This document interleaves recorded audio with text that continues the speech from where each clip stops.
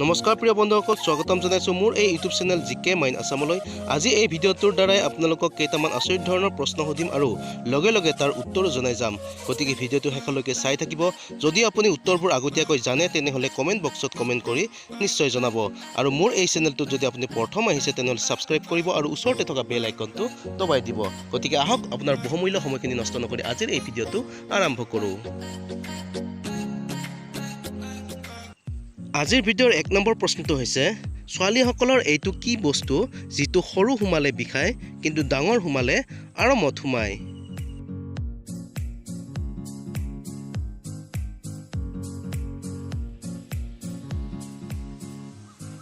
ইয়াৰ উত্তৰটো হৈছে খাৰু। 2 নম্বৰ প্ৰশ্নটো হৈছে, গৰ্ভৱতী মহিলাক বেছিকৈ কি খুৱাব লাগে?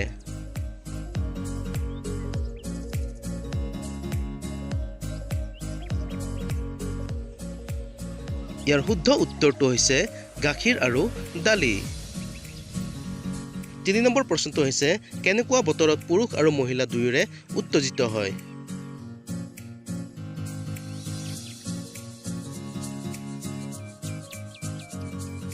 ইয়াৰ শুদ্ধ উত্তৰটো হৈছে যেতিয়া বৰষুণ দি থাকে তেতিয়া।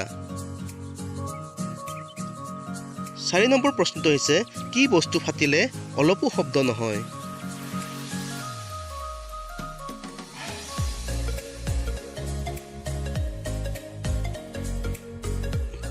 ইয়াৰ শুদ্ধ উত্তৰটো হৈছে গাখীৰ ফাটিলে অলপো শব্দ নহয়।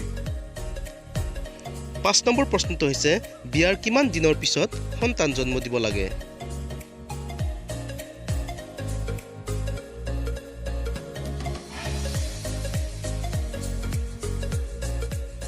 ইয়াৰ শুদ্ধ উত্তৰটো হৈছে 1 বা 2 বছৰ উপভোগ কৰি সন্তান জন্ম দিব লাগে। 6 নম্বৰ প্ৰশ্নটো হৈছে, ছোৱালীসকলে জিন্সৰ তলত কি পিন্ধে?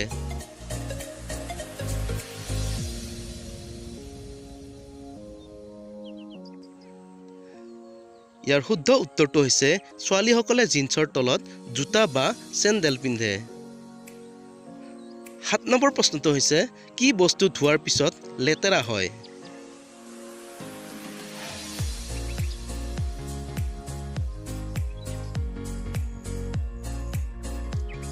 ইয়াৰ শুদ্ধ উত্তৰ হৈছে পানী। 8 নম্বৰ প্ৰশ্নটো হৈছে, হিজৰা বা নৃপুংসকৰ গুপ্তাংগ দেখিবলৈ কেনেকুৱা?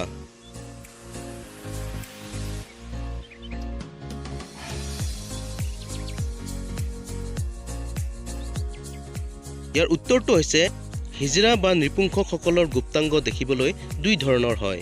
কিছুমান পুৰুষৰ লিংগ সদৃশ কিন্তু নাম মাত্ৰহে থাকে, আৰু কিছুমানৰ মহিলাৰ যোনিৰ আকৃতিৰ কিন্তু শুক্ৰা দুটাও বাহিৰত ওলোৱা থাকে। আপুনি অৱশ্যে নেদেখাকৈ অনুমান কৰিব নোৱাৰে, আৰু নৃপুংসকগৰাকীক চাই ক'ব নোৱাৰিব যে এওঁৰ গুপ্তাংগ কেনেধৰণৰ।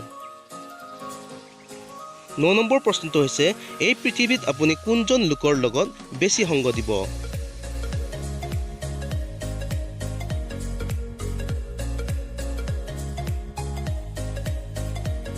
ইয়াৰ উত্তৰটো হৈছে, যিজন লোক বেছি বুদ্ধিমান তেওঁৰ লগতে সংগ দিয়া ভাল।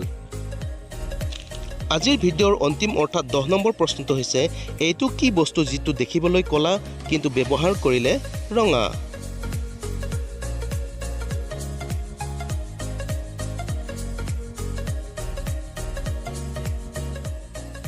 ইয়াৰ শুদ্ধ উত্তৰটো হৈছে কয়লা। গতিকে প্ৰিয় বন্ধুসকল, ভিডিঅ'টো যদি ভাল লাগিছে কমেণ্ট কৰিবলৈ নাপাহৰিব আৰু লগতে লাইক কৰিব, শ্বেয়াৰ কৰিব আৰু মোৰ এই চেনেলটোত যদি আপুনি প্ৰথম আহিছে তেনেহ'লে ছাবস্ক্ৰাইব কৰি বেল আইকনটো দবাই দিব। গতিকে আজিলৈ ইমানেই, আৰু এটা ভিডিঅ' লৈ আপোনালোকৰ ওচৰলৈ অহাৰ প্ৰতিশ্ৰুতিৰে আজিলৈ ধন্যবাদ।